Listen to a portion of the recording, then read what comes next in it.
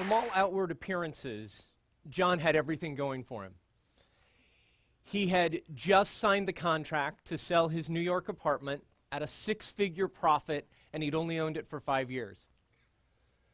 The school where he graduated from with his master's had just offered him a teaching appointment, which meant not only a salary, but benefits for the first time in ages. And yet, despite everything going really well for John, he was struggling, fighting addiction and a gripping depression. On the night of June 11th, 2003, he climbed up to the edge of the fence on the Manhattan Bridge, and he leapt to the treacherous waters below. Miraculously, he lived.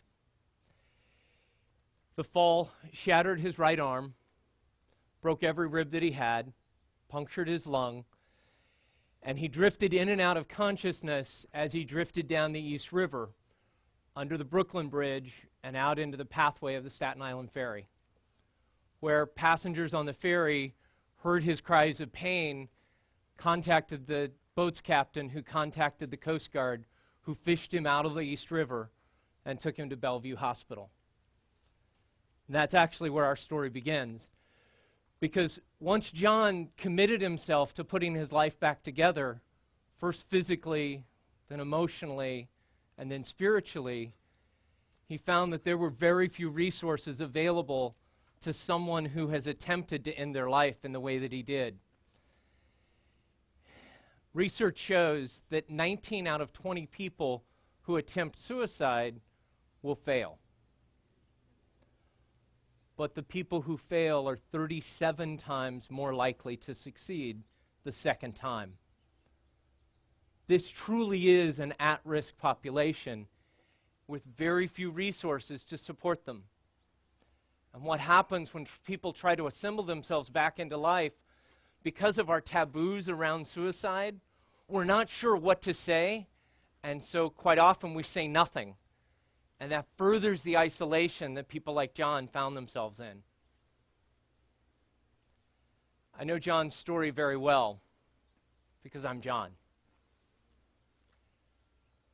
And this is today the first time in any sort of public setting I've ever acknowledged the journey that I have been on. But after having lost a beloved teacher in 2006 and a good friend last year to suicide, and sitting last year at TED Active, I knew that I needed to step out of my silence and past my taboos to talk about an idea worth spreading. And that is that people who have made the difficult choice to come back to life need more resources and need our help. As the Trevor Project says, it gets better. It gets way better.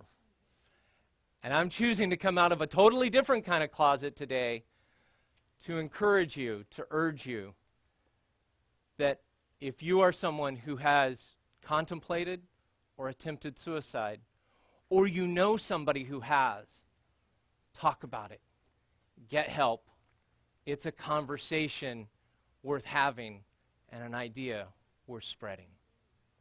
Thank you.